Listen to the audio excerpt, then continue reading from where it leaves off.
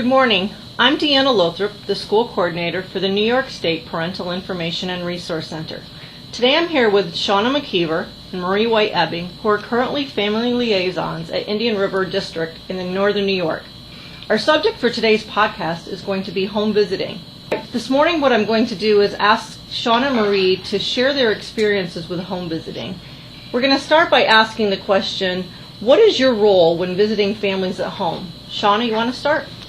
My role in visiting families at home was to share fun educational activities with the parents so that they could help their child succeed academically. Great. How about you, Marie? I see it too, and I agree with that as well. Creating that link between school and families. Sometimes there's misinformation between the two, and I think we're there just to help with any information they'd like about the community and the school, make them feel comfortable. The second question I'm going to ask is, what do you feel are the benefits of doing home visiting for a family liaison? We get to know the family dynamics when we go into the home, and we really build a better rapport with the families. And I feel that they feel there's less intimidation, that they may have from the school system. So I just feel it's just a whole better relationship that we are establishing. Good. Shauna, anything you want to add to that? I agree with Marie. I think that we build a stronger relationship with the families, which in turn makes them more comfortable when coming to school and dealing with school issues. Great. The next question is, how did you prepare yourself to get ready to go on these home visits? Shauna, you want to start with that? Well, first, the home visits that I went on, the kids were referred from the teacher if they were struggling in certain areas.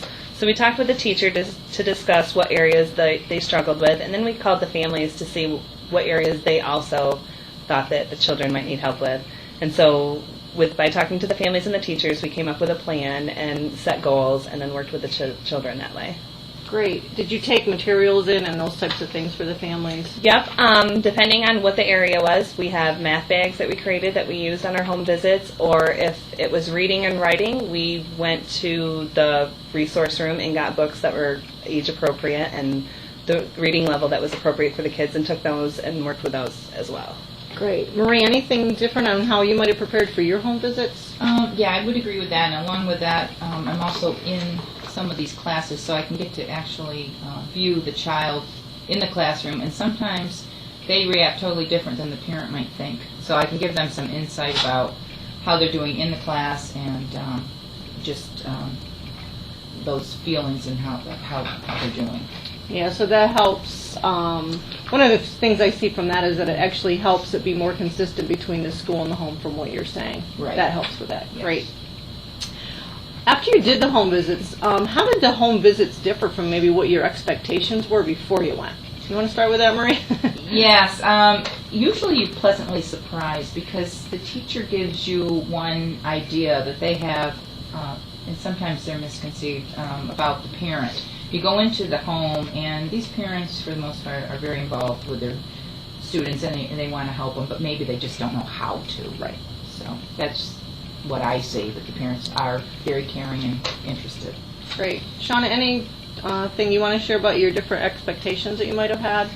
Yeah, I was actually a little bit nervous, thinking that people would be a little standoffish about somebody coming into their home, but to my surprise, most of the families have been extremely welcoming and made me feel very comfortable. Great. So it was a good experience. And that will definitely help with the relationship between school and home when they already feel comfortable with you coming in. And our last question we're going to ask today is, what did you learn from the home visits that might help you in your role as a family liaison in the school? Shauna, you want to start with that? Yeah, you realize that things are not always as they seem.